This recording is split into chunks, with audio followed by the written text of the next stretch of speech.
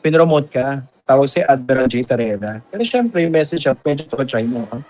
So, direct ako nito no nasa likod. Sabi, dapat dinemote kasi mas mataas ang Commodore kesa sa Admiral. Ikaw na nga sumagot. Hindi talaga na mabitawan. Hindi, may mga... Hindi naman ako perfect katulad na eh. Hindi na mabitawan. Hindi, dami nag-message sa akin. Meron ba taga US Coast Guard? Sabi, Sir, mali po si Llamas. Alam ko mali siya eh. Pero manggaling na sa'yo. Well, Commodore is 1 star, no?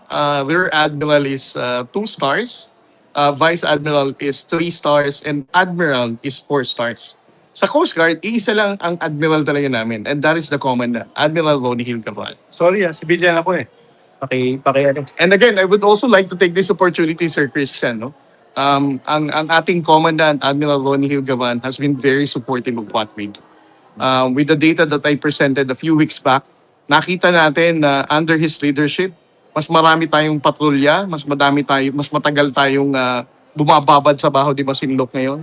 All because of the approval of the Commandant, Admiral Gavan. So you have full support. Yes, I have the support of the Commandant. Okay. Pero, kanina, meron din nag-full support sa inyo dito eh. Wala akong mic. Meron na full support sa inyo dito. Dito si Robin Hood Padilla kanina eh. Dito ba? Hindi ko nakita. Kanina. Nakita mo yung kanyang post today? Ay, hindi ko nakita. Sabi niya, yung mga bumabala sa China, yan ang mga pro-China.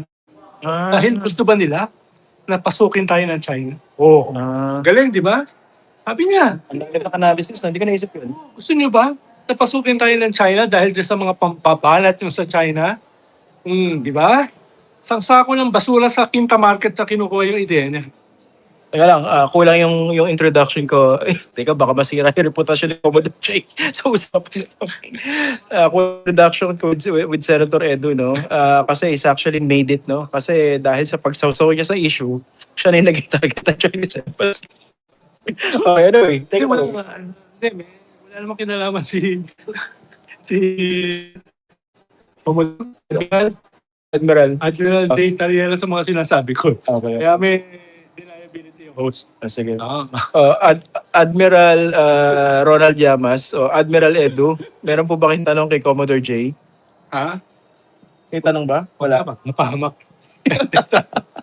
Ako nga, ingat yung tanong ko eh. Yung sabi niya kanina, meron siyang kinuha sa social media na mga caricature. Hindi kanya yun eh. Kinuha lang niya. Di ba AI generated yun? Yes, pero I took that from the internet. The internet, to emphasize a point. Mm. Ang hindi yata nakikita, yung mga caricature ng China laban sa atin. Oo, si Bong Marcos, target, di ba? Meron din caricature in China na ginawa sa akin eh. Oo. Wow, you've made it, ha? Hindi, nung bago pa mag-escalate yung World War namin ng Chinese Embassy, I think December 29, bago mag-New Year, nagawa na nila ako ng caricature. Boss, hawakan ka na lang para mas madali. Okay, sige. Yeah. Go, hindi ako naman. So, nagawa niya na ako ng caricature. Even before that caricature came out, yung issue nila sa caricature na present ko sa College of St. Tapos sila garet pag sila yung nakaricature. Oo. Saka matintindi yung caricature nila. Tinawag nilang bobo ang presidente, tinawag nilang puppet ng Amerika. Yun. Buti na lang, yung host hindi nila kinakarikature. Pero yung convoy sa Scarborough, kinarikature din nila yung atin ito. No? Kaya sila hindi yung caricature. At ikalawa, parang na-miss nila yung point eh. Ang point dito ay natalo sila sa UNCLOS. Ang point dito ay ang tingin ng international community sa kanilang 9, 10, 11 dash line ay walang basihan sa international law.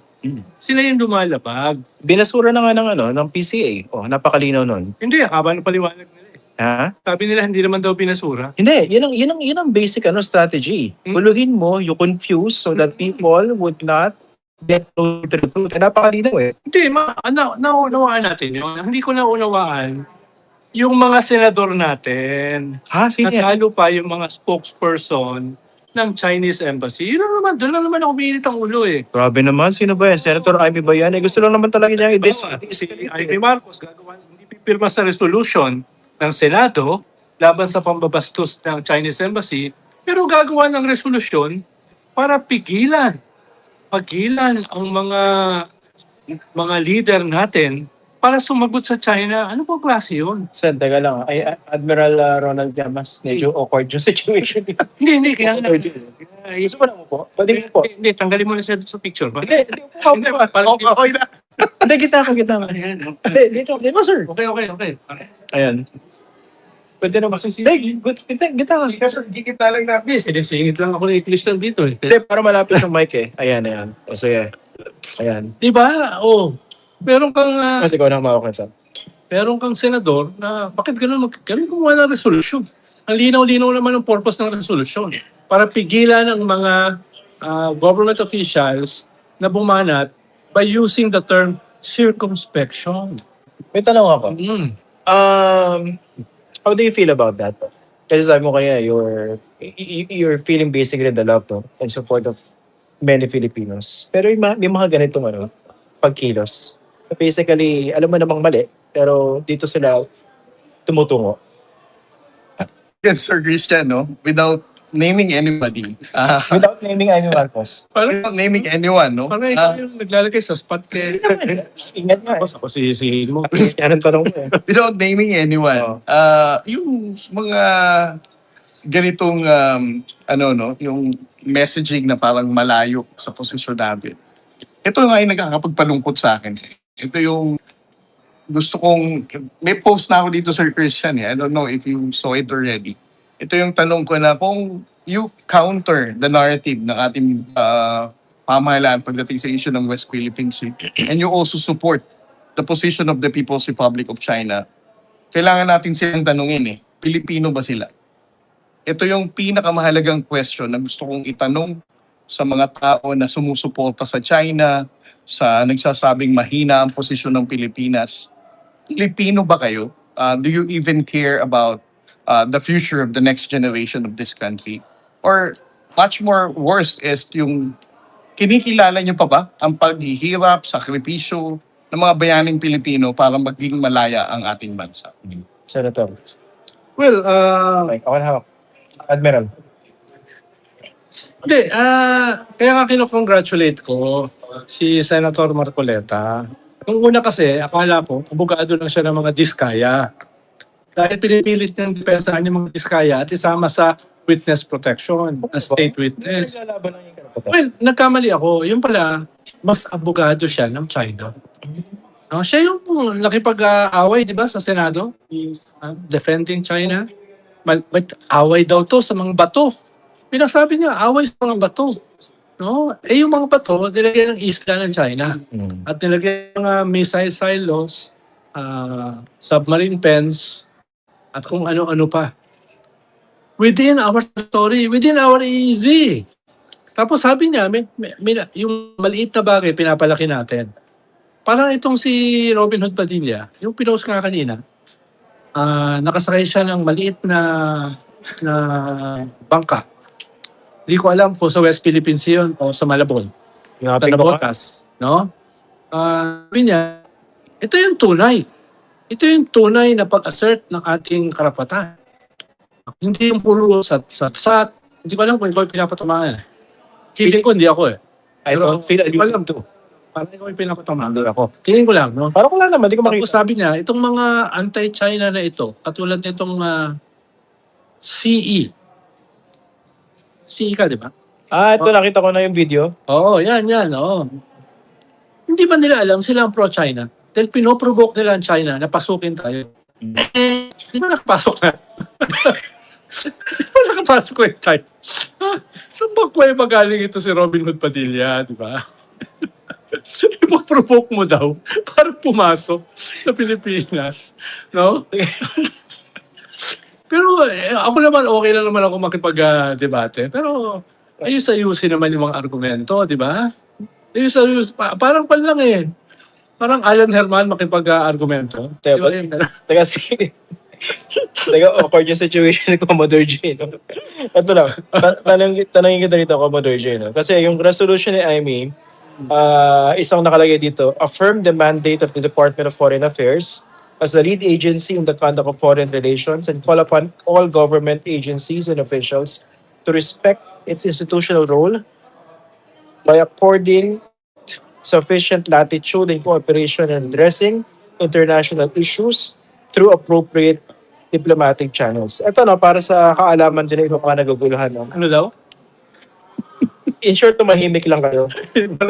Dalawang tanong kasi inirit din to ni Marcoleta during his interpellation kay Rizon Tiveros, diba? Whether merong imprimatur ng DFA yung mga sinasabi nyo as part of the WPS Transparency Initiative.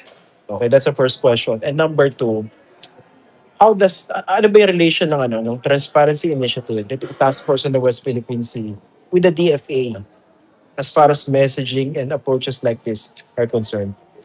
Well, to be fair with Senator Marcoleta,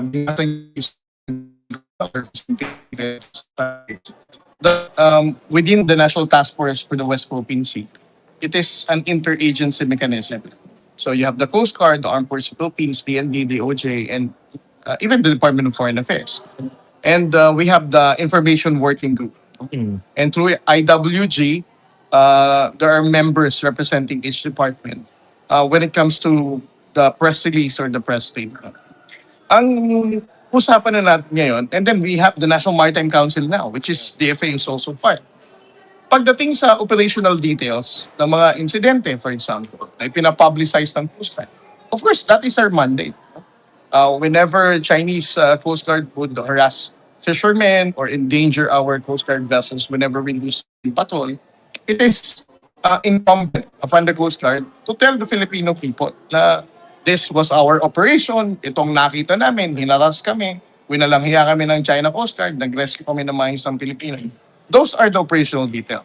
Ngayon, ang tanong, kung operational details, would we even seek approval from the Department of Foreign Affairs? Again, they are part of the National Task Force for the West Philippine Sea. They are also part of the National Maritime Council. 3 taon na natin ginagawa to. Hindi naman to ginawa lang noong nakaraang linggo at nalaman ng ni Senator Marcoleta na, hindi nyo pala kinonsulta DFA. At least alam ko na ngayon this week. Hindi naman ganun eh. 3 taon na natin itong paulit-ulit na ginagawa. So if there was an issue about it na hindi nila alam or whatever, di sana napag-usapan. Diba? Pero again, we are not privy kung ano talaga ang napag-usapan ni Senator Marcoleta, and to be fair with the Department of Foreign Affairs Secretary. We're not part of the conversation. But I would just like to highlight the fact na ang DFA is part of the National Task Force. The Coast Guard is part of the National Task Force. And we're also part of the National Maritime Council. This two interagency mechanism definitely allows each other to communicate all the incidents that are happening. Senator Remy, shout out, professional yung pagkakasagot niya. Hindi pa parubal para yung kay Admiral Edu. Yung tanong ako para kay Hindi Admiral. pa sumingit. Hindi, papasigitin kita, Admiral. No? meron lang ako gusto i-point out. No? Kasi nakita ko na itong post ni Honorable Robin Hood Padilla na favorite senator ko ito, by the way. Talaga number 1 sa puso ko ito. Sabi niya, kayong naghahanap ng gulo sa China, ang pro-China, Yes. dahil sa mga ginagawa nyo, baka sa buwisit at pikon sa inyo, ay mapilitan sila na pasukin tayo. Binigyan lang niya ng dahilan, ang Sina na pasukin tayo, bigla at nag-resulta parang kamatayan at pagkawasak. Masyado kayo may init, parang may mga tira na kayo. Panoorin nyo muna ito para makita nyo kung ano ang pagkakaiba ng aksyon sa puro salita. First comment, mukhang siya talaga nagsulat nito kasi ang gulo eh. Unlike yung press release siya before na pure English, no? Parang hindi po kayo nagsulat. Mukhang ito talaga kayo, no?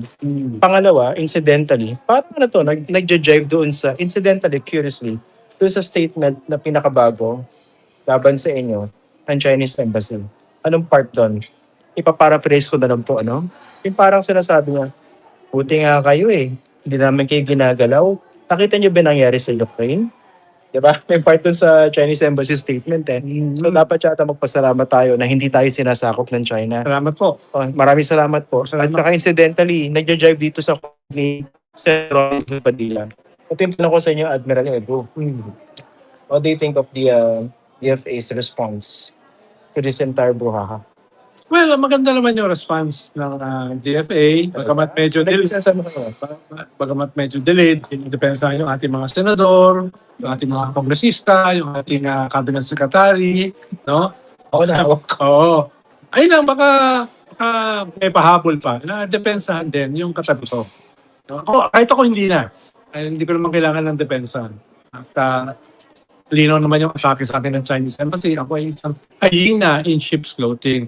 Walang kailangan magdepensa sa akin. Kahit nga yung kasama ko sa Fox First, hindi ako dinidepensa. Sila pa. Kailangan ba? Di ba? Yeah. May point naman po kayo, Chinese Embassy mo, hyena. Hindi, purgada na yun. Purgada na yun. Diba? Ang pampo lang naman ay gusto kong i-emphasize yung pagiging spokesperson itong mga senador na ito. No, di ba? Ito si Marcoleta, anong sabi niya nung debate niya kay Senator Risa Hontiveros? Kausap ko yung Chinese ambassador.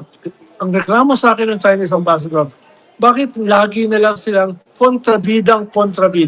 No? Hindi ko alam kung paano yung English nun eh.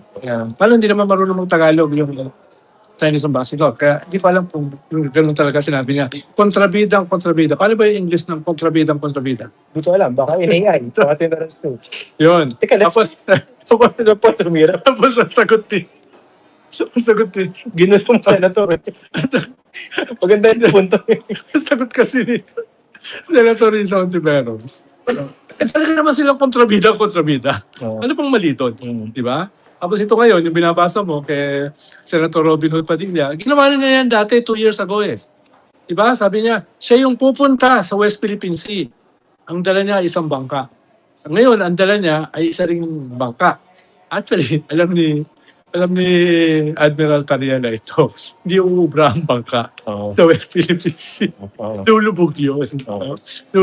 Kaya, ito naman si Senator Robin Hood, kami masyadong bulahin. Bobo na kami, bobobohin mo pa kami. May term yata, Diba? theatrics. May tawag Oo. yun, theatrics. Baka nasa Nabotas lang yan eh. Nandun lang yan sa fishport ng Nabotas, tapos nasabihin niya West Philippine Sea na. Hindi naman uubra yung sinasakyan niya sa West Philippine Sea. Katulad yung bangka niya 2 years ago, no? Hindi uubra yung sa West Philippine Sea, baka doon lang siya sa pangpang ng El Nido. No?